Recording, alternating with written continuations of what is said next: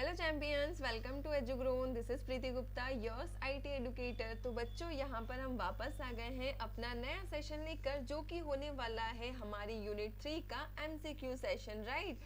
तो बच्चों, जैसा कि आप सभी को पता है कि हमने यूनिट 3 के सारे सेशंस कंप्लीट कर लिए विद प्रैक्टिकल, राइट। तो जैसा कि बच्चों आप सभी को पता है कि हमने यूनिट 3 के सेशन जो 5 हुए हमारे, ये सारे हमने सभी कंप्लीट कर लिए हैं। साथ के साथ बच्चों हमने इन सारे सेशन के प्रैक्टिकल भी आपको परफॉर्म करके दिखा दिए हैं, राइट। तो आज जो हम सेशन डिस्कस करने वाले हैं वो होगा आपका एमसीक्यू सेशन, राइट। तो जिसमें हम डिस्कस करेंगे, एक क्वेश्चन रहेगा और उसके सामने आपके 4 ऑप्शन रहेंगे। आपको क्या सिलेक्ट करने होगा? आपको उनमें से करेक्ट ऑप्शन को सिलेक्ट करना पड़ेगा, राइट। तो बच्चों की अगर आपने ये सारे सेशन अच्छे से पढ़े हैं, सारे प्रैक्टिकल अच्छे से किए हैं, तो आपको आज का सेशन परफॉर्म करने में बिल्कुल भी प्रॉब्लम नहीं होने वाली है, राइट। क्योंकि अगर आपका थ्योरी सेशन कंप्लीट है, आपका प्रैक्टिकल सेशन कंप्लीट है, तो आपके जितने भी एमसीक्यू क्वेश्चन बनेंगे या जितने भी डाउट्स बनेंगे आपके आज के सेशन के थ्रू कंप्लीट हो जाएंगे बच्चों। ओके, तो चलिए बच्चों, आज जो हमारा पहले हम क्या करते हैं, थोड़ा सा आपको ओवरव्यू दे देते हैं कि जो हमने अपने प्रीवियस सेशन में डिस्कस किया था।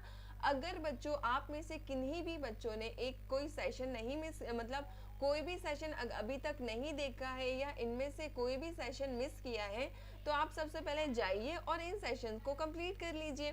इससे होगा क्या बच्चों कि आपके जितने भी डाउट्स रहेंगे थ्योरी के थ्रू कंप्लीट हो जाएंगे और आप प्रैक्टिकल परफॉर्म करोगे तो आपके डाउट्स वहाँ पे भी क्लियर हो जाएंगे। और उन सारी चीज़ों को परफॉर्म करने के बाद अगर आप फिर एमसीक्यू सेशन परफॉर्म करोगे तो वो आपके लिए बहुत ज़्यादा हेल्पफुल होगा, राइट। तो चलिए पहले हम थोड़ा सा इसका क्या कर लेते हैं, आपको रिवाइज करा देते हैं कि हमने क्या क्या चीज़ें डिस्कस कर ली है अभी तक, राइट। देखिए क्या था, जो हमारा सेशन 1 था, appreciate the concept of database management system. जो हमारा सेशन 1 था उस पर हमने क्या किया था कि डेटाबेस के जो कॉन्सेप्ट होते थे वो हमने समझे थे। जैसे कि क्या क्या कॉन्सेप्ट समझे थे? हमने समझा था प्राइमरी की, फॉरेन की, कैंडिडेट की, कंपोजिट की, इनको कहाँ पे यूज़ किया जाता है, कैसे यूज़ किया जाता है, कहाँ पे कॉन्सेप्ट की लगाई जाती है, प्राइमरी की का यूज़ कहाँ होता है, फॉरेन की क्या होती है। तो ये सब सारी चीज़ें हमने सीखी थी अपने यूनिट नंबर 1 में या सेशन नंबर 1 में, जिसमें हमने देखे थे डेटाबेस के कॉन्सेप्ट क्या होते हैं, राइट। जो हमारा सेशन नंबर 2 था बच्चों, वो था create and edit tables using wizard and SQL commands. तो इसमें हमने ये सीखा था कि किस तरीके से आप टेबल को क्रिएट कर सकते हो, टेबल को एडिट कर सकते हो, किसके थ्रू बच्चों? विजार्ड और एसक्यूएल कमांड्स के थ्रू आप क्या कर सकते हो, किसी भी टेबल को आप क्रिएट कर सकते हो और उस टेबल पे क्या कर सकते हो, एडिशन या एडिट, जो भी मॉडिफिकेशन आप करना चाहते हो, आप वो सारी चीजें वहां पर परफॉर्म कर सकते हो, राइट। नेक्स्ट था बच्चों हमारा सेशन नंबर 3। सेशन नंबर 3 में हमने क्या देखा था? Perform operations on table. तो यहाँ पर हमने सीखा था कि किस तरीके से आप आपके टेबल में ऑपरेशंस को परफॉर्म कर सकते हो, जैसे कि एडिशन, डिलीशन, सब्सट्रैक्शन, मॉडिफिकेशन। ये सारे ऑपरेशन हम कहाँ परफॉर्म कर सकते हैं? टेबल के अंदर परफॉर्म कर सकते हैं। अगर आपको टेबल के अंदर कोई डेटा फीड करना है तो आप कौन सी कमांड लगाओगे? इंसर्शन कमांड लगाओगे, राइट। अगर आपको कोई डेटा डिलीट करना है तो आप कौन सी कमांड लगाओगे? डिलीशन कमांड लगाओगे, है ना। कुछ भी चीज आप मॉडिफिकेशन करना चाहते हो टेबल में तो आप कौन सी कमांड लगाओगे? मॉडिफिकेशन या अपडेट। ये सारी चीजें हमने कहां पर सीखी थी? अपने सेशन नंबर 3 में सीखी थी, राइट। अब नेक्स्ट आ जाते हैं, इसमें हमने क्या सीखा था बच्चों? Retrieve data using a query. तो इसमें हमने दो चीजें सीखी थी, डेटा डेफिनेशन लैंग्वेज और दूसरी थी बच्चों हमारी data modification manipulation language, right. जो DDL था उसमें हमने सीखा था कि आप किस तरीके से कौन कौन सी कमांड सीख सकते हो, drop command, truncate command, create command, right. तो ये सारी कमांड हमने कहाँ पर सीखी थी बच्चों? अपने सेशन नंबर अपने DDL में सीखी थी, मतलब डेटा डेफिनेशन लैंग्वेज में हमने ये सारी कमांड्स सीखी थी, राइट। इसके बाद हमारी आ जाती है data manipulation language, modification sorry, है ना। तो उसमें हमने क्या क्या सीखा था? अपडेट, इंसर्ट, डिलीट, ये सारी कमांड हमने सीखी थी, राइट। तो ये सारी चीजें हमने कहाँ पे सीखी थी? अपनी सेशन नंबर 4, जो कि था हमारा retrieve data using a query. मतलब आप क्या कर सकते हो? क्वेरी करोगे और आपके डेटाबेस में जितना भी डेटा सेव होगा वो कहाँ पर हो जाएगा? वो फैच होके आपके सामने डिस्प्ले होने लग जाएगा, राइट। नेक्स्ट है बच्चों हमारा सेशन नंबर 5, सेशन नंबर 5 क्या है, create forms and reports using a wizard. अब सबका जो जितना भी डेटा आपने क्रिएट किया है डेटाबेस में कलेक्ट है, उसका समराइज कलेक्शन आपको कहाँ पे प्रेजेंट करना होता है, आपके फॉर्म्स में या आपकी रिपोर्ट्स में, है ना। रिपोर्ट्स में क्या होता है, सारा डेटा का समराइज फॉर्म शो होता है, राइट। तो ये सारी चीजें हमने कहाँ पे सीखी थी, अपने सेशन नंबर 5 में सीखी थी, राइट। तो चलिए बच्चों, इसी के साथ अब आगे चलते हैं, हम आज का सेशन शुरू करते हैं, जो कि होगा बच्चों हमारा MCQ सेशन, राइट। तो इसमें बच्चों हम आपको बता देते हैं कि इसमें हम करने क्या वाले हैं। तो यहाँ पर सिंपली बच्चों, जैसा कि अभी तक हमने सारे चैप्टर्स के MCQ परफॉर्म किए थे, जिसमें हमने एक सिंपल सा रूल सेट करके रखा था कि क्या रहेगा, आपके सामने एक क्वेश्चन रहेगा और नीचे 4 ऑप्शन रहेंगे, राइट। तो सिंपली आपको क्या करना है, आपको क्वेश्चन को रीड करना है, 10 सेकेंड का पॉज लेना है, राइट। और क्या करना है, सारे ऑप्शंस को सोचना है कि भाई कौन सा ऑप्शन इस ब्लैंक में फिट होने वाला है, राइट, या फिर कौन सा ऑप्शन इस क्वेश्चन का राइट आंसर होगा। तो पहले आप 10 सेकेंड का पॉज लीजिए, राइट आंसर सोचिए, देन क्या करिए, आप वीडियो को प्ले कर दीजिए। आपका आंसर जो होगा और वीडियो का आंसर जो होगा वो दोनों मैच होंगे, तो आपको भी कॉन्फिडेंस आएगा कि हाँ, मैंने जो अपना आंसर किया है वो करेक्ट आंसर किया, राइट। तो चलिए देखते हैं हमारा क्वेश्चन नंबर 1 क्या बोलता है। A database is an organized collection of dash. तो यहाँ पर आपसे क्वेश्चन नंबर 1 पूछा है कि डेटाबेस किसका ऑर्गेनाइज कलेक्शन होता है। तो डेटाबेस किसका ऑर्गेनाइज कलेक्शन होता है बच्चों, ऑप्शन नंबर ए डेटा, एट्रीब्यूट्स, रिकॉर्ड्स और नन ऑफ द अबो। तो बच्चों जैसा कि हमने आपको सेशन नंबर 1 में ही सिखाया था कि database is an organize collection of what, organize collection of data. तो इसका राइट आंसर क्या होगा, option number A that is data. तो इसमें क्या होता है बच्चों, डेटाबेस में किसका कलेक्शन होता है, डेटा का कलेक्शन होता है। और डेटा किस फॉर्म में अरेंज होता है, टेबल के फॉर्म में अरेंज होता है ना। अगर वो क्या है, डेटाबेस क्या होता है, एक ऑर्गेनाइज कलेक्शन ऑफ डेटाबेस होता है। और सिंपली अगर आप डेटा को डिफाइन करें तो वो क्या होता है, अनऑर्गेनाइज वे में अरेंज इंफॉर्मेशन होती है, जिसको क्या कहते हैं, आप डेटा कहते हैं। अगर वो सिस्टमेटिक वे से अरेंज है तो उसको आप क्या कहोगे, डेटाबेस कहोगे, राइट। तो बच्चों ऑप्शन नंबर ए का जो क्वेश्चन नंबर ए है उसका राइट आंसर क्या होगा, option number A that is data. Okay, चलिए क्वेश्चन नंबर 2 की ओर चलते हैं। Which of the following software is appropriate to store data about school student. तो यहाँ पर आपको स्कूल के स्टूडेंट का डेटा कहाँ जहाँ पर स्टोर करना है, उसके लिए कौन सा एप्रोप्रिएट सॉफ्टवेयर आप यूज करोगे।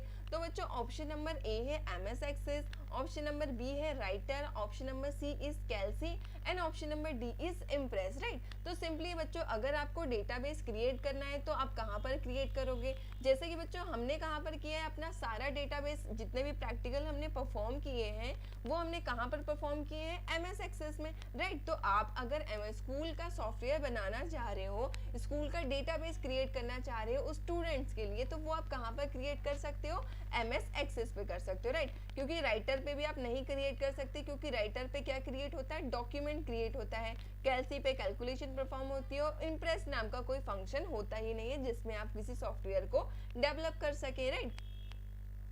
तो यहाँ पर ऑप्शन नंबर मतलब जो हमारा क्वेश्चन नंबर 2 है उसका राइट आंसर क्या होगा बच्चों, MS एक्सेस। ओके, चलिए आगे चलते हैं। Which of the following is not a database program. मतलब आपको इनमें से बताना है कि इनमें से कौन सा डेटाबेस का प्रोग्राम नहीं है, राइट।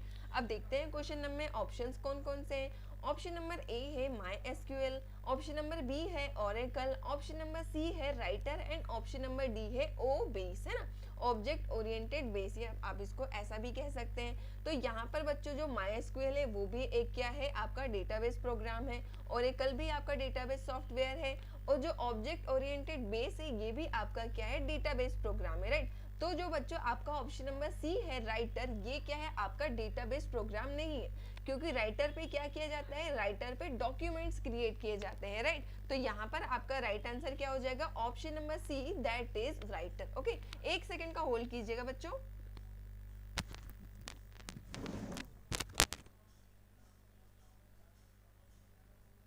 गौतम वो उसकी आवाज कम करिए, बहुत तेज आवाज आ रही है मोबाइल।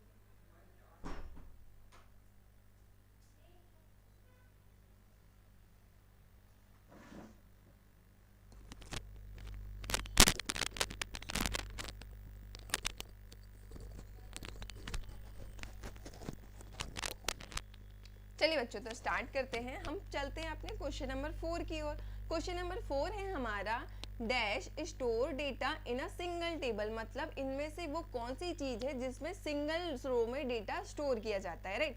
तो ऑप्शन नंबर ए है हमारा flat file, option number B है relational, and option number C है single file, and option number D is one file. तो यहाँ पर जो है बच्चों, जो फ्लैट फाइल्स होती है उसमें क्या होता है, सिंगल टेबल में आपका डेटा स्टोर होता है, राइट। जो फ्लैट फाइल्स होती है वो उसमें क्या होता है, ज्यादा डेटा नहीं होता है, मतलब लिमिटेड अमाउंट में डेटा होता है, इसलिए आप क्या करोगे, फ्लैट फाइल्स में सिंगल टेबल में सारा डेटा स्टोर हो जाता है, राइट। और जो रिलेशनल डेटा मतलब रिलेशनल फाइल्स होती है, इसमें क्या होता है, जब आपका ह्यूज अमाउंट में डेटा होता है तो उसको स्टोर करने के लिए आपको रिलेशनल डेटाबेस का यूज करना पड़ता है। मतलब रिलेशनल डेटाबेस में क्या होते हैं, एक से ज्यादा टेबल्स यूज होते हैं, राइट। और जो फ्लैट फाइल्स होती है उसमें क्या होता है, सिंगल टेबल में ही सारा डेटा स्टोर हो जाता है, राइट। तो यहाँ पर आप समझे कि ऑप्शन नंबर जो हमारा क्वेश्चन नंबर 4 है उसका राइट आंसर क्या होगा, उसका राइट आंसर होगा option number A, that is flat files. Okay,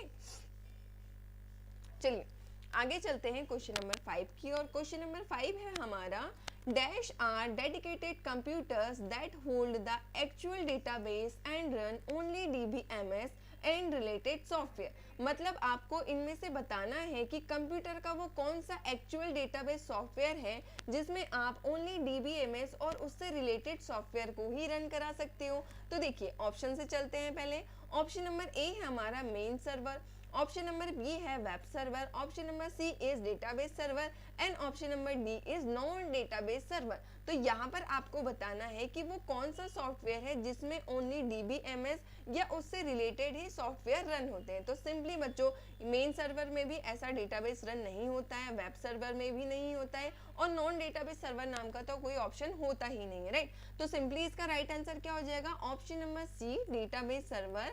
तो यहाँ पर क्या आएगा बच्चों, database server are dedicated computers that hold the actual database and run only DBMS and related software, right.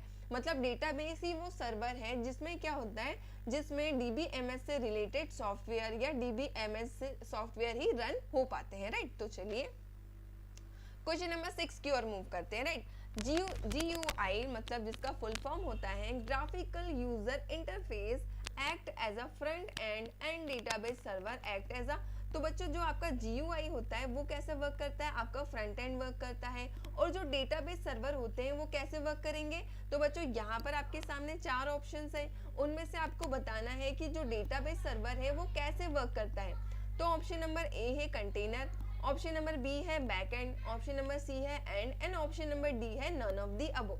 तो बच्चों यहाँ पर जो डेटाबेस सर्वर होता है वो आपका कैसे वर्क करता है, वो एक्ट करता है बैकएंड सर्वर की तरह, राइट। जो GUI होता है हमारा वो किस तरह वर्क करता है, आपके फ्रंट एंड की तरह वर्क करता है, और जो आपका डेटाबेस सर्वर है वो किस तरह वर्क करता है, बैक एंड की तरह वर्क करता है, राइट। तो क्वेश्चन नंबर 6 का राइट आंसर क्या होगा, option number B, that is back end. Okay, चलिए अब क्वेश्चन नंबर 7 की ओर चलते हैं। Duplication of data is called, मतलब जो डुप्लीकेशन डेटा होता है या डुप्लीकेट्स डेटा होता है उसको डेटाबेस की लैंग्वेज में क्या कहा जाता है, राइट। तो ऑप्शन नंबर ए से चलते हैं। आप ऑप्शन नंबर ए बोलता है इनकंसिस्टेंसी, इनकंसिस्टेंसी मतलब इनरेगुलरिटी, राइट। कंसिस्टेंसी मतलब कि हाँ वो रेगुलर है, कंसिस्टेंट है, right. Option number C is redundancy and option number D is foreign key, right. तो इनकंसिस्टेंसी भी नहीं है, कंसिस्टेंसी भी नहीं है, और रिडंडेंसी इसका राइट आंसर है, क्योंकि बच्चों फॉरेन की तो एक तरह की होती है जो डेटाबेस में सेट की जाती है, और रिडंडेंसी का मतलब क्या होता है, डुप्लीकेशन, राइट। तो जो हमारा डेटाबेस होता है उसमें क्या रिजेक्ट किया जाता है, रिडंडेंसी या डुप्लीकेशन डेटा को क्या किया जाता है, रिजेक्ट किया जाता है, राइट। तो क्वेश्चन नंबर 7 का राइट आंसर क्या होगा, option number C, that is redundancy. Duplication of data is called redundancy. तो यहाँ तक आप समझे क्वेश्चन नंबर 7 तक। चलिए आगे चलते हैं। ओके बच्चों, तो क्वेश्चन नंबर 8 पे हम पहुंच गए हैं। Which of the following is not the advantage of database.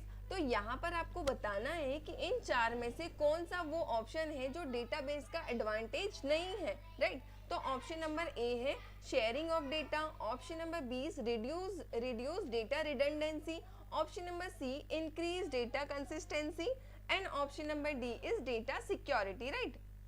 तो यहाँ पर बच्चों देखिए, तो ऑप्शन नंबर ए है हमारा शेयरिंग ऑफ डेटा। तो ये तो आपका आप समझ ही गए होंगे कि ये तो हमारे डेटाबेस का एक एडवांटेज है।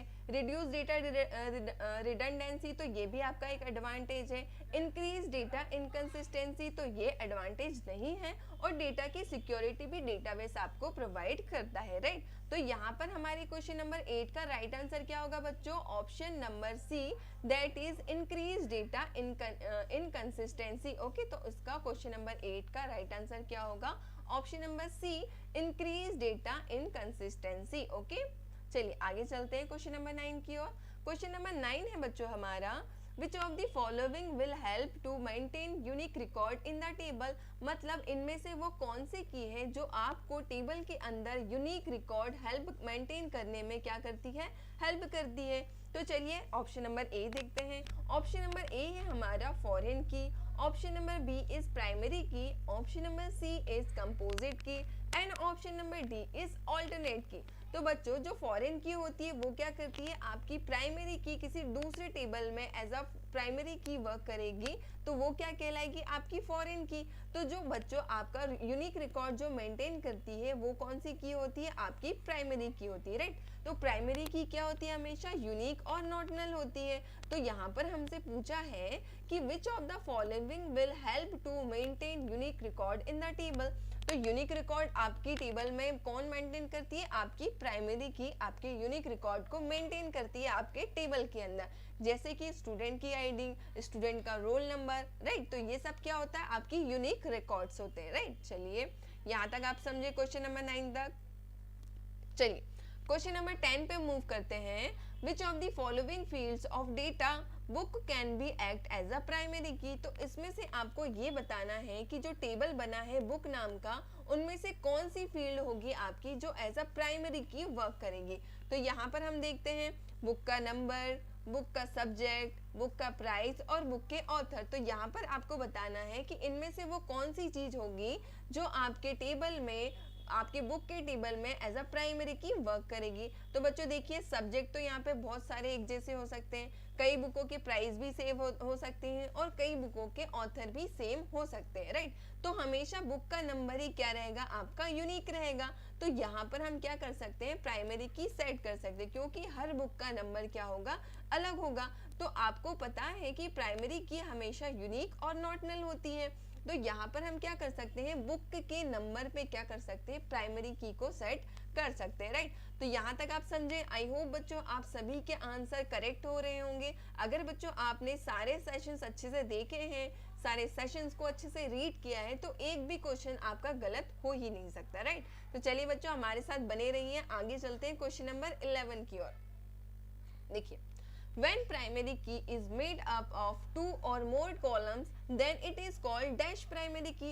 अगर आपकी कोई भी प्राइमरी की एक या एक से ज्यादा टेबल से या एक से ज्यादा कॉलम से बनी हुई है, तो आप उसको क्या कहोगे, राइट। तो देखिए ऑप्शन नंबर ए बोलता है मिक्स्ड, ऑप्शन नंबर बी बोलता है रेफरेंस, ऑप्शन नंबर सी बोलता है कंपोजिट और ऑप्शन नंबर डी बोलता है आपका कंपोस्ट। तो यहाँ पर बच्चों आपको बताना है कि अगर किसी टेबल में एक से ज्यादा कॉलम है और वहां पर आपको प्राइमरी की सेट करना है, तो वो कौन सी प्राइमरी की कहलाएगी? तो बच्चों सिंपली वो कहलाएगी आपकी कंपोजिट प्राइमरी की, राइट। क्योंकि मिक्स्ड भी प्राइमरी की नहीं होती है, रेफरेंस प्राइमरी की नहीं होती है, कंपोस्ट प्राइमरी की भी नहीं होती है। तो हमने पढ़ा था कंपोजिट प्राइमरी की और कैंडिडेट की। तो यहाँ पर हमें क्या दिख रहा है? कंपोजिट दिख रहा है। तो राइट आंसर क्या होगा बच्चों क्वेश्चन नंबर 11 का? Option number C, that is composite primary key, right. तो चलिए आगे चलते हैं क्वेश्चन नंबर 12 की ओर। क्वेश्चन नंबर 12 है हमारा, a key which is referencing to the primary key of another table is called। तो यहाँ पर आपको बताना है कि अगर आपकी जो प्राइमरी की है उसका रेफरेंस किसी दूसरे टेबल में किया जाता है, तो वो कौन सी की कहलाएगी आपकी, राइट। तो देखिए ऑप्शन से समझेंगे, ऑल्टरनेट की, प्राइमरी की, फर्स्ट प्राइमरी की और फॉरेन की, राइट। तो यहाँ पर आपको बताना है कि वो कौन सा ऑप्शन होगा। तो चलिए आप सोचिए कि वो ऑप्शन कौन सा होगा, जब तक हम पानी पी लेते हैं।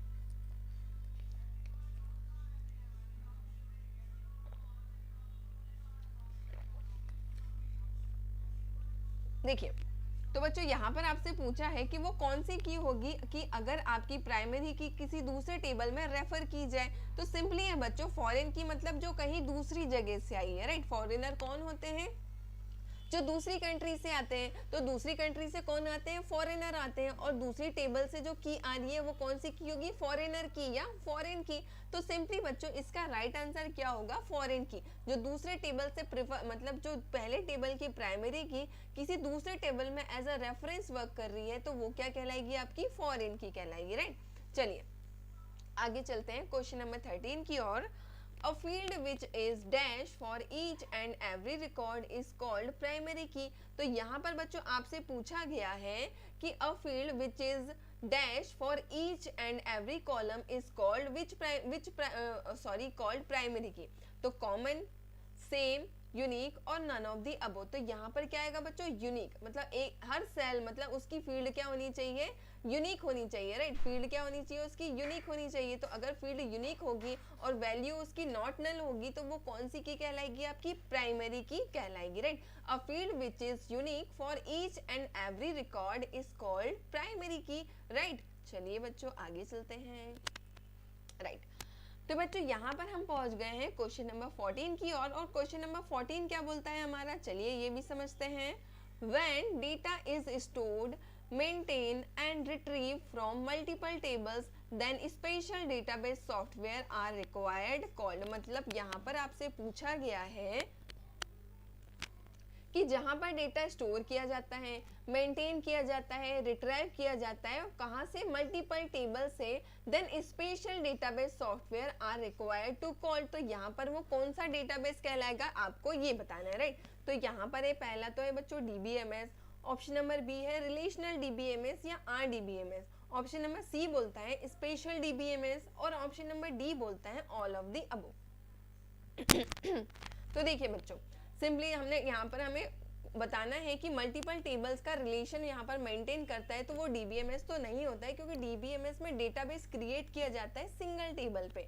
और रिलेशनल डेटाबेस में क्या किया जाता है? मल्टीपल टेबल का कलेक्शन या मल्टीपल टेबल्स को क्या किया जाता है? लिंक किया जाता है। तो मल्टीपल टेबल्स के बीच रिलेशन क्रिएट किया जाता है तो वो क्या कहलाता है? आपका आरडीबीएमएस कहलाता है। और स्पेशल डीबीएमएस टाइप का कोई भी डेटाबेस नहीं होता है। तो सिंपली यहाँ पर क्या कहलाएगा? आपका आरडीबीएमएस, राइट। तो वो क्या कहलाएगा बच्चों? Special database software are required to called a relational database management system, right. तो यहाँ पर समझ गए आप कि जहाँ पर डेटा को क्या किया जाता है? स्टोर किया जाता है, मेंटेन किया जाता है, रिट्राइव किया जाता है फ्रॉम अ मल्टीपल टेबल्स, उस सॉफ्टवेयर को क्या कहा जाता है बच्चों? Relational database software management system, right. चलिए क्वेश्चन नंबर 15 की ओर चलते हैं। Which of the following is not valid field of table of student. तो मतलब इन चारों ऑप्शन में से आपको ये बताना है कि इनमें से कौन सी फील्ड है जो स्टूडेंट टेबल के लिए वैलिड नहीं है। तो यहाँ पर है एडमिनो का टेबल, नेम का टेबल, फीस का टेबल और सैलरी का टेबल। तो सिंपल सी बात है बच्चों कि अगर स्टूडेंट का टेबल क्रिएट किया जा रहा है तो वहाँ एडमिनिस्ट्रेटर भी होंगे, नेम भी होंगे, फीस भी होंगी, बट स्टूडेंट के टेबल में सैलरी तो आती ही नहीं, क्योंकि स्टूडेंट तो अनएम्प्लॉयड होते ही नहीं है, क्योंकि वो वर्किंग रहते नहीं, वो तो स्टूडेंट है। इसलिए उनके स्टूडेंट के टेबल में फील्ड का मतलब सैलरी की फील्ड का, सैलरी जैसी फील्ड का कोई भी यूज नहीं होता है। तो यहाँ पर कौन सी फील्ड वैलिड नहीं है? सैलरी की फील्ड यहाँ पर वैलिड नहीं है, राइट। चलिए अब आगे चलते हैं। तो हम पहुंच गए हैं बच्चों क्वेश्चन नंबर 16 की ओर। और क्वेश्चन नंबर 16 है हमारा, in RDBMS data is organized in the form of dash. तो यहाँ पर आपको बताना है कि रिलेशनल डेटाबेस मैनेजमेंट सिस्टम में डेटा जो ऑर्गेनाइज्ड होता है वो किस फॉर्म में होता है। तो पहला है बच्चों यहाँ पर टेबल, ऑप्शन नंबर बी है रिकॉर्ड, ऑप्शन नंबर सी है फील्ड और ऑप्शन नंबर डी है नन ऑफ द अबव। तो सिंपली बच्चों आपको पता है कि रिलेशनल डेटाबेस में जितना भी आपका डेटा ऑर्गेनाइज्ड होता है वो किस फॉर्म में ऑर्गेनाइज्ड होता है? टेबल के फॉर्म में ऑर्गेनाइज होता है, राइट। तो क्वेश्चन नंबर 16 का राइट आंसर क्या हो जाएगा बच्चों? क्वेश्चन नंबर 16 का राइट आंसर हो जाएगा हमारा टेबल, ओके। चलिए क्वेश्चन नंबर 17 की ओर चलते हैं। बहुत ही सिंपल क्वेश्चन है क्वेश्चन नंबर 17। आई होप आप सभी इसका आंसर बहुत ही इजीली क्रैक कर पाएंगे, राइट। देखिए क्वेश्चन नंबर 17 बोलता है SQL स्टैंड फॉर। तो सिंपल है, SQL तो हमने इतना ज्यादा पढ़ा है तो आप सभी को रट ही गया होगा कि SQL का फुल फॉर्म क्या होता है। तो चलिए देखते हैं। ऑप्शन नंबर ए है structured Q language, option number B है structured query language, option number B है स्ट्रक्चर्ड क्वेरी लैंग्वेज और ऑप्शन नंबर डी है नन ऑफ दी अबो। तो सिंपल है बच्चों, SQL क्या स्टैंड करता है, स्ट्रक्चर्ड क्वेरी लैंग्वेज। तो option number B is the correct answer. तो 17 का ऑप्शन क्या हो जाएगा right answer, structured query language, right. Option number B is the correct answer. चलिए क्वेश्चन नंबर 18 की ओर मूव करते हैं। क्वेश्चन नंबर 18 बोलता है बच्चों हमारा all the values in dash are of same type. मतलब यहाँ पर वो कौन सी वैल्यू जो सेम टाइप की होती है। पहला क्या होता है, रिकॉर्ड्स, टेबल, डेटाबेस और फील्ड। तो यहाँ पर आपको ये बताना है कि वो कौन सी वैल्यू है जो सेम टाइप की होती है, right. All the values in dash are of same type. तो all the values in records, all the values in records are a same type. जो रिकॉर्ड में जितनी भी वैल्यू आप डालते हो उनका टाइप कैसा होना चाहिए बच्चों, सेम होना चाहिए, राइट। तो क्वेश्चन नंबर 18 का राइट आंसर क्या होगा, option number A, that is record. Okay, चलिए क्वेश्चन नंबर 19 की ओर आ गए हैं बच्चों हम। अब देखते हैं क्वेश्चन नंबर 19 क्या बोलता है। Dash represent a single data item in a table. तो यहाँ पर आपको ये बताना है कि उनमें से वो क्या है जो सिंगल डेटा आइटम को क्या करता है, रिप्रेजेंट करता है किसी भी टेबल के अंदर। तो यहाँ पर राइट आंसर क्या हो जाएगा बच्चों, tuple represent single data item इन अ टेबल। टपल क्या होती है, सिंगल डेटा को रिप्रेजेंट करती है। टपल को आप क्या बोल सकते हो, आप टपल को सेल भी बोल सकते हो, मतलब एक रो भी बोल सकते हो, राइट। तो रो को टपल भी कहा जाता है। Tuple represent a single data item in a table. Okay, चलिए क्वेश्चन नंबर 19 भी हमने समझ लिया जिसका राइट आंसर क्या है, ऑप्शन नंबर ए। ओके, चलिए क्वेश्चन नंबर 20 की ओर आ गए हैं बच्चों हम। Dash are the basic building blocks of a table. तो इनमें से वो क्या है जो बेसिक बिल्डिंग ब्लॉक्स कहलाते हैं किसी भी डेटाबेस के अंदर। तो यहाँ पर देखते हैं बच्चों ऑप्शन से। तो ऑप्शन नंबर ए है हमारा टेबल, ऑप्शन नंबर बी है बच्चों records, option number C is fields and option number D is all of the above. तो यहाँ पर सिंपली रिकॉर्ड्स भी नहीं होगा, फील्ड्स भी नहीं होगा और ऑप्शन नंबर डी तो होगा ही नहीं।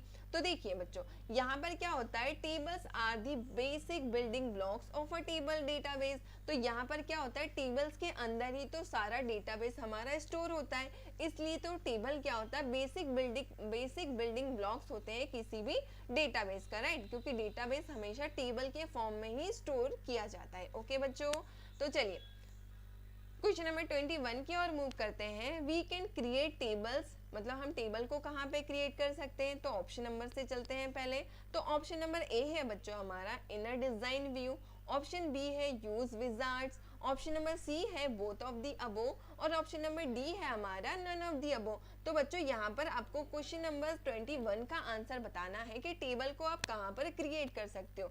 तो बच्चों जैसा कि हमने अपनी सेशन नंबर 3 में सीखा था कि टेबल को हम दो तरीके से क्रिएट कर सकते हैं। कौन कौन से, इनर डिजाइन व्यू और यूज विजार्ड। मतलब डिजाइन व्यू और विजार्ड का यूज करके आप क्या कर सकते हो, टेबल को क्रिएट कर सकते हो, राइट। मतलब ये दोनों ही ऑप्शन इसके सही हो जाएंगे। मतलब both of the above we can create a table.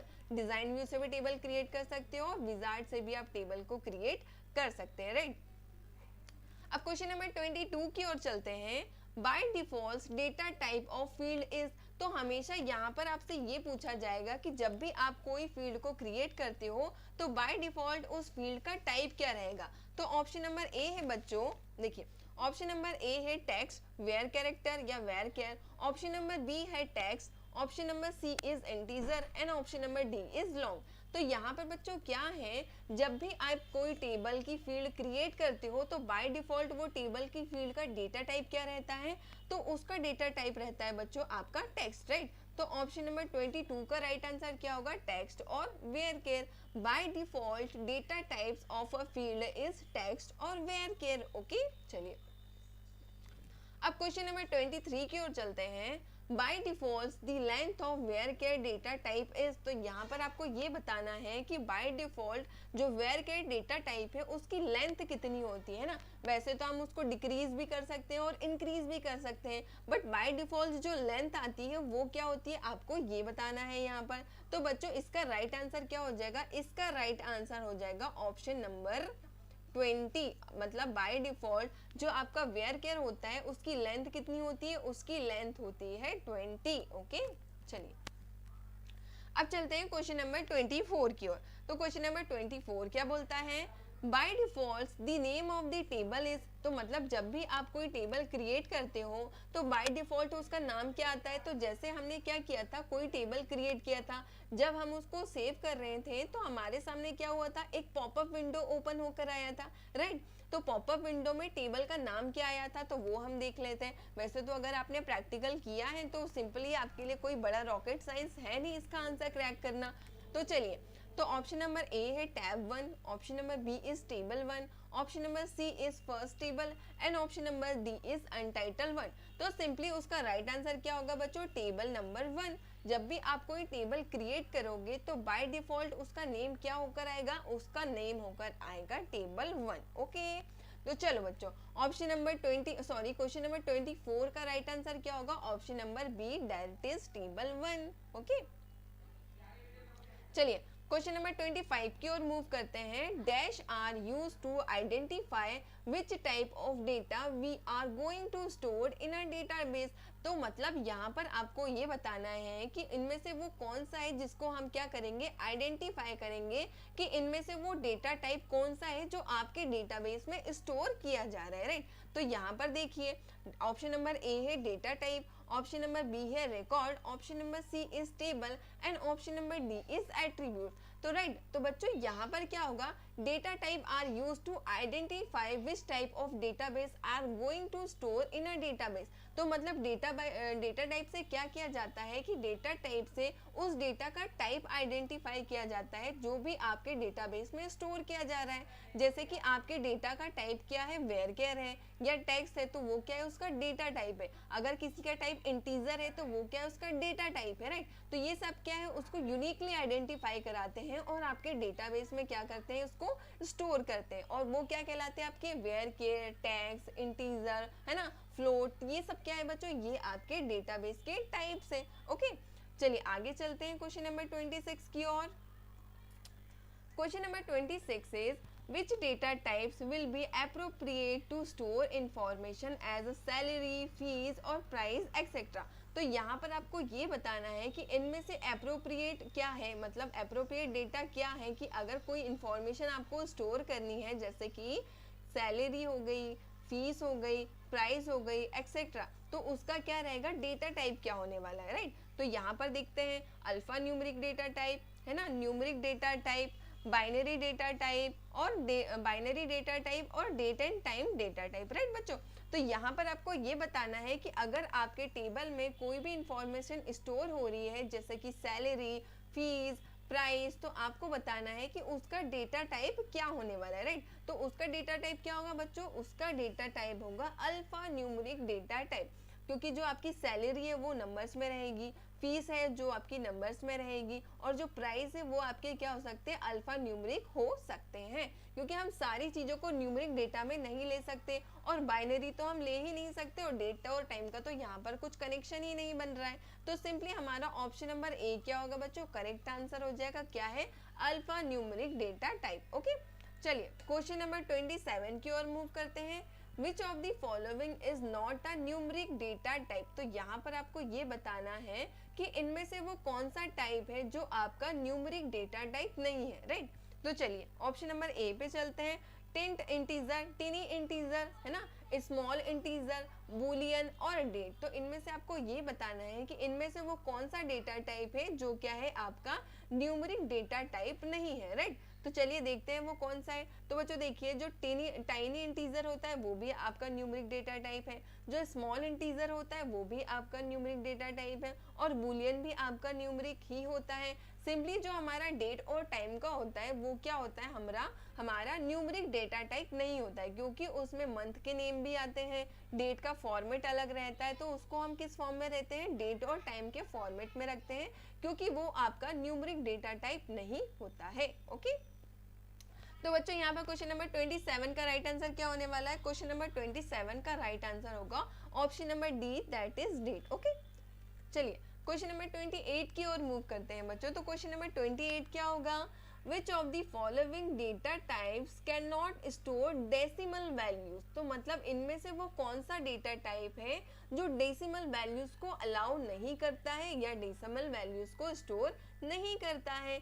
तो सिंपली चलते हैं ऑप्शन से। तो पहला है बच्चों हमारा डेसिमल, ऑप्शन नंबर बी है हमारा रियल, ऑप्शन नंबर सी है numeric and option number D is boolean. तो इन चारों में से आपको ये बताना है कि वो कौन सा डेटा टाइप है जो डेसिमल वैल्यूज को क्या करता है, स्टोर नहीं करता है। अब सिंपल यहाँ पे डेसिमल लिखा है तो डेसिमल वैल्यू तो वो अलाउ ही करेगा, रियल नंबर में भी डेसिमल वैल्यू अलाउ होती है, न्यूमरिक है तो भी डेसिमल वैल्यूज अलाउ होगी, और जो बच्चों आपका बूलियन डेटा टाइप होता है उसमें सिर्फ और सिर्फ नंबर्स ही स्टोर किए जाते हैं, उसमें क्या है, उसमें किसी भी तरीके का डेसिमल वैल्यू स्टोर नहीं किया जाता है।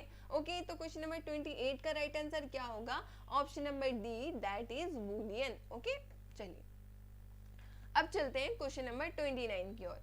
Which of the following will occupy more space in computer memory? तो इनमें से वो कौन सा डेटा टाइप है जो आपकी कंप्यूटर मेमोरी में बहुत ज्यादा स्पेस को ऑक्यूपाई करके रखता है।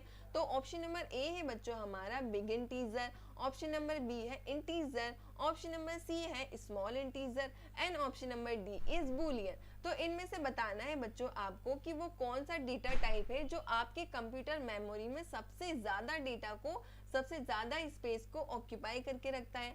तो सिंपली बच्चों यहाँ तो हमें नाम से ही पता चल रहा है, बिग इंटीजर है मतलब बहुत ज्यादा वो स्पेस आपका कंप्यूटर का लेके रखा होगा, इंटीजर तो आपके नंबर होते हैं, स्मॉल इंटीजर भी आपके नंबर होते हैं और बूलियन भी आपके नंबर ही होते हैं, राइट। तो जो बिग इंटीजर नाम का डेटा टाइप होता है वही आपके कंप्यूटर की सबसे ज्यादा मेमोरी को एक्सेस करता है या सबसे ज्यादा मेमोरी को ऑक्यूपाई करके आपके कंप्यूटर में रखता है। ओके, चलिए आई होप बच्चों क्वेश्चन नंबर 29 तक आप समझ गए होंगे। अब आगे चलते हैं क्वेश्चन नंबर 30 की ओर।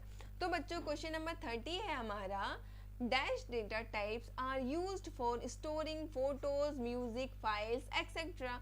तो यहाँ पर आपको बताना है कि वो कौन सा डेटा टाइप है जिसमें आप फोटोज को, म्यूजिक को, फाइल्स को, वीडियोस को, ऑडियोज को, इन सारे डेटास को क्या करते हो, स्टोर करके रख सकते हो, राइट।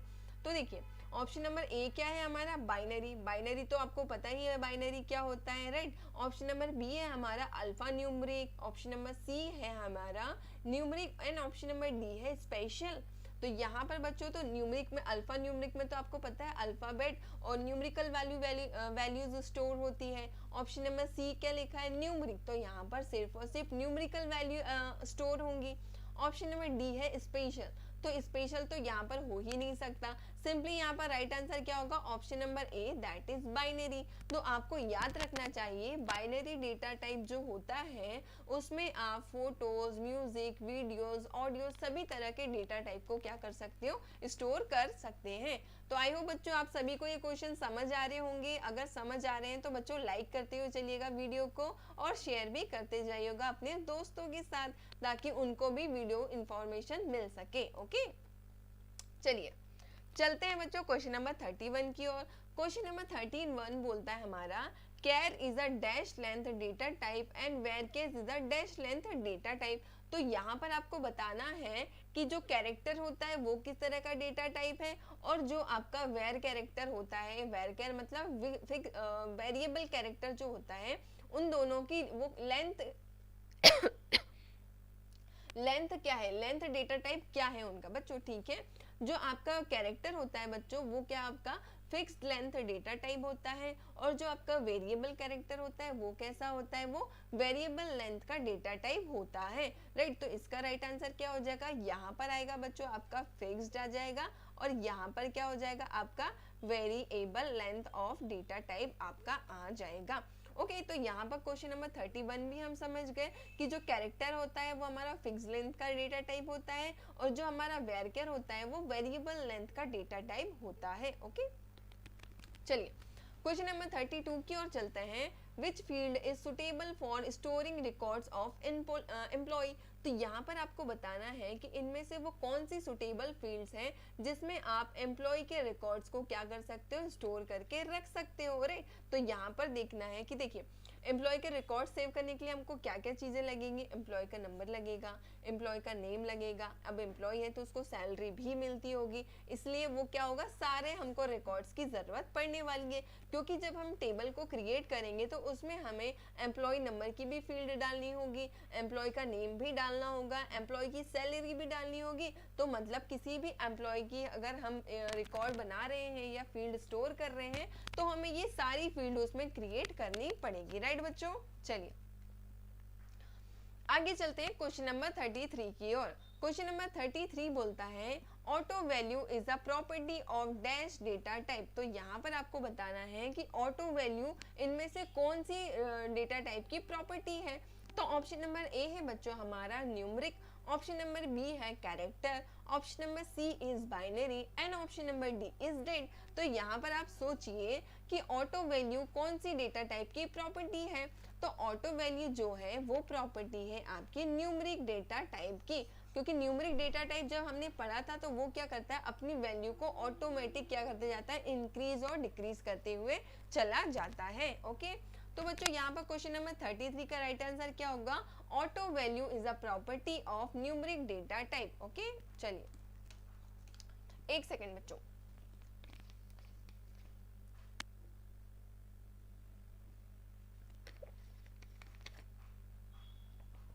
ओके, तो क्वेश्चन नंबर 34 है हमारा, Which of the following property helped to set the number of characters in varchar type। तो यहाँ पर आपको ये बताना है कि इनमें से उसकी प्रॉपर्टी कौन सी है जो क्या करती है, set the number of character in varchar type. तो ये बताना है, तो चलिए इसके ऑप्शन देख लेते हैं। तो ऑप्शन नंबर ए है बच्चों auto value, option number B is required, option number C is default value and option number D is length. तो यहाँ पर आपको ये बताना है कि यहाँ पर फॉलोइंग प्रॉपर्टी कौन सी है to help to set the number of characters in varchar type, मतलब आपके नंबर्स के कैरेक्टर को सेट करने में हेल्प करती है varchar टाइप में। तो यहाँ पर इसका राइट आंसर होगा बच्चों ऑटो वैल्यू। ऑटो वैल्यू क्या करती है, किसी भी प्रॉपर्टी को हेल्प करती है set number of characters to in a varchar, मतलब नंबर्स के कैरेक्टर को सेट करने में मदद करती है। कहाँ पर, अगर उसका टाइप कौन सा है, varchar उसका टाइप है तो। ओके, चलिए क्वेश्चन नंबर 35 की ओर मूव करते हैं। क्वेश्चन नंबर 35 बोलता है हमारा which property ensure that field can not be left blank. तो यहाँ पर ये बताना है कि उनमें से वो कौन सी प्रॉपर्टी है कि कौन सी प्रॉपर्टी है फील्ड की कि इंश्योर करती है कि इनमें से कोई भी फील्ड क्या है, ब्लैंक नहीं छूटा है। राइट, तो 35 का राइट आंसर क्या होगा बच्चों, ऑप्शन पढ़िए आप लोग। देखिए ऑप्शन नंबर ए है entry required, option number B है format, option number C is required entry and option number D is required. तो यहाँ पर राइट आंसर क्या होगा बच्चों, एंट्री रिक्वायर्ड क्या होता है, एंट्री रिक्वायर्ड प्रॉपर्टी होती है जो आपको इंश्योर करती है कि आपके टेबल का कोई भी ब्लैंक खाली ना छूटे। मतलब आपको टेबल में जितने भी ब्लैंक आपने लिखे हैं, जितने भी टेबल में आपने एंट्री डाली है, वो सारी क्या होनी चाहिए, फीड होनी चाहिए। मतलब टेबल के पूरा डाटा क्या होना चाहिए, फीड होना चाहिए। और उनमें से अगर कोई भी ब्लैंक कभी भी खाली छूट जाता है तो उसमें क्या होता है, एंट्री रिक्वायर्ड नाम का एक सॉफ्टवेयर होता है या एक प्रॉपर्टी होती है जो इंश्योर करती है कि आपके टेबल के अंदर कोई भी ब्लैंक खाली नहीं छूटा हो। ओके, तो क्वेश्चन नंबर 35 का राइट आंसर क्या हो गया, option number A that is entry required. Okay, चलिए बच्चों, तो यहाँ पर हम मूव करते हैं क्वेश्चन नंबर 36 की ओर। तो क्वेश्चन नंबर 36 है हमारा bye default the length of the integer data type is. तो जो बच्चों बाय डिफॉल्ट किसी इंटीजर वैल्यू की जो इंटीजर डेटा टाइप है उसकी लेंथ कितनी होती है आपको ये बताना है। राइट, तो देखिए ऑप्शन नंबर ए बोलता है 10, ऑप्शन नंबर बी बोलता है 15, option number C is 20 and option number D is 25। तो यहाँ पर आपको बाय डिफॉल्ट जो इंटीजर डेटा टाइप है उसकी लेंथ मिलती है, वो कितनी होती है, इनमें से होती है वो 10, है ना। इंटीजर की बाय डिफॉल्ट लेंथ कितनी होती है बच्चों, 10 होती है। ये आपको याद रखना चाहिए क्योंकि आपके एग्जाम में ये पूछा जा सकता है, इंपॉर्टेंट क्वेश्चन है। ओके, चलिए क्वेश्चन नंबर 37 की ओर मूव करते हैं। Which of the following property to be turn yes so that value will be auto incremented. तो इनमें से आपको ये बताना है कि इनमें से वो कौन सी प्रॉपर्टी है जिसमें अगर आप टर्न यस कर दोगे तो वैल्यू ऑटोमेटिकली वैल्यू क्या होती है, इंक्रीमेंट होती जाती है, राइट। तो देखिए ऑप्शन ए क्या है हमारा, ऑप्शन नंबर ए है default, option number B is format, option number C is auto value, option number D is length. तो यहाँ पर क्या है बच्चों, अगर आप मतलब यस में ऑटो वैल्यू सेट करोगे तो आपकी वैल्यू क्या हो जाएगी, ऑटोमेटिकली क्या होती जाएगी, इंक्रीमेंट होती जाएगी अगर आप हर बार यस प्रेस करते जाओगे दो। ओके बच्चों, तो चलिए क्वेश्चन नंबर 38 की ओर चलते हैं। Which of the following is not the binary data type। तो इसमें से आपको ये बताना है कि इनमें से वो कौन सा डेटा टाइप है जो बाइनरी डेटा टाइप नहीं है, राइट। तो देखिए ऑप्शन नंबर ए क्या है हमारा, long varbinary, option number B है varbinary, option number C is binary and option number D is char binary. तो यहाँ पर आपको क्या बताना है बच्चों, इनमें से ये बताना है कि इनमें से वो कौन सी है जो बाइनरी डेटा टाइप नहीं है। तो यहाँ पर बच्चों जो केयर बाइनरी होता है, कैरेक्टर बाइनरी, इस तरीके का कोई भी डेटा टाइप डिक्लेयर नहीं किया गया है क्योंकि बच्चों लॉन्ग वेयर केयर बाइनरी होता है ना, वेरिएबल बाइनरी भी होता है और बाइनरी तो होता ही है। तो सिंपली हमने जो ऑप्शन नंबर डी है हमारा केयर बाइनरी, इस तरीके का डेटा टाइप हमने नहीं पढ़ा है, तो ऑप्शन नंबर डी तरीके का कोई भी ऑप्शन नहीं होगा। ओके, चलिए क्वेश्चन नंबर 39 की ओर मूव करते हैं। क्वेश्चन नंबर 39 है हमारा, which of the following is not the date time data type. तो यहाँ पर आपको ये बताना है कि इन चारों में से कौन सा ऑप्शन डेट टाइम का डेटा टाइप नहीं है। तो देखिए बच्चों जो हमारा क्वेश्चन नंबर 39 है उसका ऑप्शन नंबर ए है डेट, ऑप्शन नंबर बी है टाइम, ऑप्शन नंबर सी है date stamp and option number D है टाइम स्पैन। तो यहाँ पर आपको ये बताना है कि इनमें से वो कौन सा है जो डेट टाइम का डेटा टाइप नहीं है, राइट। तो यहाँ पर जो है हमारा option number C date stamp, इस तरीके का कोई भी डेटा टाइप नहीं होता है डेट एंड टाइम के लिए, क्योंकि डेट भी एक डेटा टाइप है, टाइम भी एक डेटा टाइप है और टाइम स्टैम्प भी डेटा टाइप होता है डेट और टाइम के लिए। यहाँ पर हमने टाइम डेट स्टैम्प तरीके का कोई भी डेटा टाइप अभी तक रीड नहीं किया है, इसलिए हमें ये पता ही नहीं है कि इस तरीके का डेटा टाइप होता है। तो हमारे लिए ये तो अननोन है और ये जो तीन ऑप्शन दिए हैं ये हमें पता है क्योंकि ये हमने पढ़ के रखे हैं। तो सिंपली हम किस पे टिक करेंगे, ऑप्शन नंबर सी पे डेट स्टैम्प, क्योंकि हमें पता है इस तरीके का कोई भी डेटा टाइप नहीं होता है डेट और टाइम के लिए, राइट। चलिए आगे चलते हैं क्वेश्चन नंबर 40 की ओर। तो बच्चों क्वेश्चन नंबर 14 है, which data type is used to store values of field like date of birth। तो यहाँ पर आपको ये बताना है कि अगर आपको टेबल के अंदर डेट ऑफ बर्थ नाम के फील्ड में वैल्यू को स्टोर करनी है तो आप कौन सा डेटा टाइप का यहाँ पर यूज करने वाले हो, राइट। तो ये तो बहुत ही सिंपल क्वेश्चन है, तो चलिए देखते हैं इसका भी आंसर।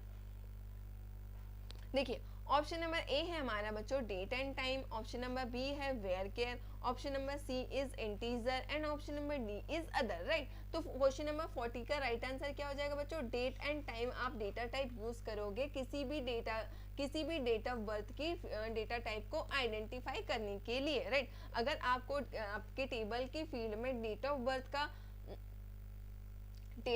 की वैल्यू को स्टोर करना है तो आप कौन सा डेटा टाइप यूज करोगे, date and time data type का आप यूज करने वाले हो। ओके बच्चों, देखिए we can dash data in table. तो आप टेबल में कौन कौन सी चीज़ों को परफॉर्म कर सकते हो, आप मॉडिफाई भी कर सकते हो, इंसर्ट भी कर सकते हो, डिलीट भी कर सकते हो, अपडेट भी कर सकते हो। तो सिंपली इसका राइट आंसर क्या हो जाएगा, ऑल ऑफ द अबो।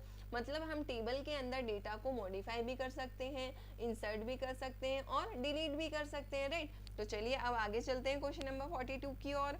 तो क्वेश्चन नंबर 42 बोलता है हमारा, in which view data can be entered in table.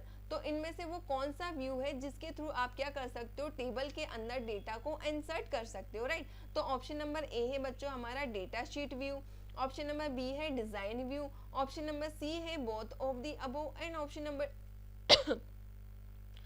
Number D है बच्चों हमारा none of the above, right. तो ऑप्शन नंबर इसका राइट आंसर क्या हो जाएगा बच्चों, इसका राइट आंसर हो जाएगा डेटा शीट व्यू, राइट। क्योंकि आपको पता है डिजाइन व्यू के अंदर आप सिर्फ क्या कर सकते हो, टेबल की फील्ड्स को क्रिएट कर सकते हो, राइट। और डेटा शीट व्यू के अंदर आप क्या कर सकते हो, टेबल के अंदर डेटा को फीड कर सकते हो या टेबल के अंदर डेटा को इंसर्ट कर सकते हो। जब हमने आपको इसका एग्जाम्पल बताया था तो हमने आपको अच्छे से समझाया था कि डेटा शीट व्यू के अंदर आप क्या कर सकते हो, टेबल के अंदर रिकॉर्ड्स को फीड कर सकते हो। और डिजाइन व्यू जो होता है वो दो पार्ट में स्प्लिट होता है, पहले में क्या रहता है, फील्ड का नेम रहता है, और दूसरे के अंदर नीचे क्या होता है, फील्ड्स की प्रॉपर्टी स्टोर होती है, राइट, कि आपने कौन सी फील्ड में कौन सी प्रॉपर्टी को स्टोर करके रखा है, राइट।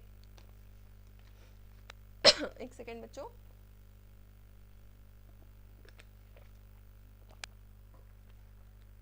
चलिए बच्चों आगे चलते हैं। तो इसका राइट आंसर क्या हो जाएगा, option number A, that is data sheet view, okay. चलिए आगे चलते हैं क्वेश्चन नंबर 43 की ओर। तो क्वेश्चन नंबर 43 है हमारा बच्चों, in which mode we can change the structure of the table. तो आप इनमें से वो कौन सा मोड है जिसके थ्रू आप क्या कर सकते हो, टेबल का स्ट्रक्चर चेंज कर सकते हो, राइट। तो देखिए पहला क्या है बच्चों हमारा डेटा शीट व्यू, दूसरा क्या है बच्चों हमारा डिजाइन व्यू, थर्ड क्या है हमारा स्ट्रक्चर व्यू, और सी मतलब ऑप्शन नंबर डी है हमारा ऑल ऑफ दी अबव। तो सबसे पहले हम यहाँ पर एक ऑपरेशन परफॉर्म कर सकते हैं, वो है हमारा डिलीशन का, क्योंकि स्ट्रक्चर व्यू नाम का कोई ऑपरेशन होता ही नहीं है। तो यहाँ पर सिंपली ऑप्शन नंबर डी भी नहीं होगा, क्योंकि अगर ऑप्शन नंबर सी कैंसिल हो गया है तो obviously all of the above तो होगा ही नहीं। और यहाँ पर ये कि डेटा शीट व्यू की वजह से आप क्या कर सकते हो, टेबल के अंदर रिकॉर्ड्स को फीड कर सकते हो, राइट। जो भी एंट्री डाल रहे हो आप वो कर सकते हो। तो सिंपली ऑप्शन नंबर ए भी नहीं होगा। तो इसका राइट आंसर क्या हो जाएगा, डिजाइन व्यू की हेल्प से आप क्या कर सकते हो, टेबल के स्ट्रक्चर को मॉडिफाई कर सकते हो या टेबल के स्ट्रक्चर को आप चेंज कर सकते हैं, राइट बच्चों। चलिए आगे चलते हैं क्वेश्चन नंबर 44 की ओर। Storing means to arrange data in dash order. तो यहाँ पर आपको ये बताना है सॉर्टिंग का मतलब क्या होता है, सॉर्टिंग में आप डेटा को किस तरीके से अरेंज कर सकते हो। तो ऑप्शन नंबर ए है इंक्रीजिंग ऑर्डर में अरेंज कर सकते हो, ऑप्शन नंबर बी है डिक्रीजिंग ऑर्डर में अरेंज कर सकते हो, ऑप्शन नंबर सी है इंक्रीजिंग और डिक्रीजिंग दोनों ऑर्डर में अरेंज कर सकते हो, और ऑप्शन नंबर डी है none of the above. Simply बच्चों ऑर्डरिंग का मतलब क्या होता है, यहाँ पर हमने इस तरीके का एक सिंबल देखा था, राइट, ऐसा देखा था हमने। ए टू जेड का मतलब क्या होता था बच्चों, इंक्रीजिंग, और जेड टू ए का मतलब क्या होता था, डिक्रीजिंग। तो सॉर्टिंग में हम क्या कर सकते हैं, दोनों तरीके के ऑपरेशन को परफॉर्म कर सकते हैं। डेटा को इंक्रीजिंग ऑर्डर में भी सेट कर सकते हैं और डेटा को डिक्रीजिंग ऑर्डर में भी हम सेट कर सकते हैं, राइट। इसलिए क्वेश्चन नंबर 44 का राइट आंसर क्या हो जाएगा, option number C, that is increasing और डिक्रीजिंग ऑर्डर, ओके। चलिए क्वेश्चन नंबर 45 की ओर चलते हैं। क्वेश्चन नंबर 45 है बच्चों हमारा, relationship can be created between. तो यहाँ पर बात आ रही है टेबल के बीच में रिलेशनशिप क्रिएट करने की। तो table in relationship can be created between two tables, one tables only, two or more tables, और नन ऑफ दी अबव। अगर बच्चों यहाँ पर लिखा है टू टेबल्स ओनली, तो ओनली दो टेबल्स के बीच में रिलेशनशिप एस्टेब्लिश नहीं की जाती है। ओनली वन टेबल्स के बीच में भी रिलेशनशिप एस्टेब्लिश नहीं की जाती है। टू और मोर टेबल्स के बीच में हमेशा रिलेशनशिप एस्टेब्लिश की जाती है। तो सिंपली बच्चों क्वेश्चन नंबर 45 का राइट आंसर क्या हो जाएगा, two or more tables, relationship can be establish between two or more tables, okay. मतलब या तो दो टेबल हो या दो से ज्यादा टेबल हो, राइट। अगर यहाँ पर क्या लिखा था, ओनली लिखा है, अगर यहाँ पे लिखा रहता है टू टेबल तो भी ये सही होता, बट यहाँ पर इन्होंने ओनली भी लगा दिया है, इसलिए हमारा ऑप्शन नंबर ए भी क्या हो जाएगा, रॉन्ग हो जाएगा। तो हमारा राइट आंसर क्या हो जाएगा बच्चों, option number C, that is two or more tables, okay. तो इसी के साथ बच्चों हमारा यहाँ पे 45 क्वेश्चन कंप्लीट होते हैं। तो आपसे एक क्वेश्चन ये है मेरा कि इन 45 क्वेश्चंस में से आप लोगों ने कितने करेक्ट किए हैं। तो अगर आप लोगों ने जितने भी क्वेश्चन करेक्ट किए हैं तो हमें कमेंट सेक्शन में जरूर बताइएगा कि आपका स्कोर कितना रहा 45 में से।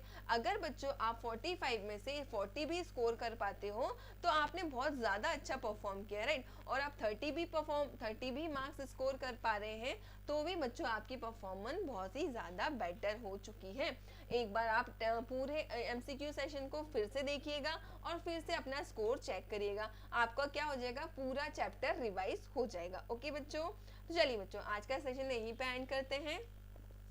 थोड़ी सी डिटेल दे देते हैं अपनी वेबसाइट के बारे में। ओके, तो बच्चों ये हमारी वेबसाइट है www.edugrown.in। इस पे आप एक्सेस करेंगे तो यहाँ पर आपको सभी तरीके के नोट्स, पीडीएफ, वीडियो सॉल्यूशंस, ई बुक, इम्पॉर्टेंट एमसीक्यू और रिवीजन नोट्स यहाँ पर आपको फ्री ऑफ कॉस्ट में मिल जाएंगे, राइट। तो जैसा कि मैंने आपको बताया है कि हमारी वेबसाइट पे क्या होता है, एमसीक्यू टेस्ट लगाए जाते हैं जिसमें आप अपने आप को एनरोल कर सकते हैं और अगर आपकी रैंक विद इन 100 स्टूडेंट के बीच में आती है तो आपको एजुग्रोन वेबसाइट की तरफ से एक सर्टिफिकेशन कोर्स प्रोवाइड किया जाएगा, वो भी फ्री ऑफ कॉस्ट। तो यहाँ पर बच्चों बहुत अच्छी अपॉर्चुनिटी है, अगर आप इस टेस्ट में अपनी रैंक को सिक्योर कर पाते हैं तो आपको पता चलेगा कि आप इतने सारे स्टूडेंट के बीच में अपने आप को कहाँ पे देख पा रहे हो, इतने सारे स्टूडेंट की भीड़ में आप कहाँ पर स्टैंड कर पा रहे हो, राइट। तो इसी को बच्चों जैसे कि आपके टर्म 1 का एग्जाम नज़दीक है तो हमारे एक्सपर्ट्स ने ध्यान में रखते हुए आप लोगों के लिए बुक डिज़ाइन की है, जैसे कि मैथ्स की, साइंस की और सोशल साइंस की, और इनके प्राइस भी काफ़ी नॉमिनल रखे गए हैं, 75, 85, 79। और साथ ही में अगर आप मेरा कोड लगाते हो प्रीति30 तो आपको बच्चों इसमें 30% का डिस्काउंट और एक्स्ट्रा ऐड हो जाएगा। तो बच्चों ये बहुत ही अच्छी बुक है, हमारे एक्सपर्ट ने बहुत ही कस्टमाइज क्वेश्चंस लिए गए हैं ताकि आपके आने वाले एग्जाम्स में आपके लिए ये क्वेश्चंस बहुत ज़्यादा बेनिफिशियल साबित हो सके, राइट। तो बच्चों ज़रूर परचेज करिएगा और आपको ये बुक कैसी लगी है हमें कमेंट सेक्शन में भी ज़रूर बताइएगा ताकि और बच्चों को इसको परचेज करने का एनकरेजमेंट मिल सके और उनकी तैयारी और अच्छे से बूस्ट अप हो सके, राइट। तो इसी के साथ बच्चों आज का सेशन हम यहीं पे एंड करेंगे, मिलेंगे आपसे एक नए सेशन में एक नए चैप्टर को स्टार्ट करते हो, राइट। तो चलिए बच्चों यहाँ पे एंड करते हैं, मिलेंगे आपसे एक नए सेशन में। Okay, thank you.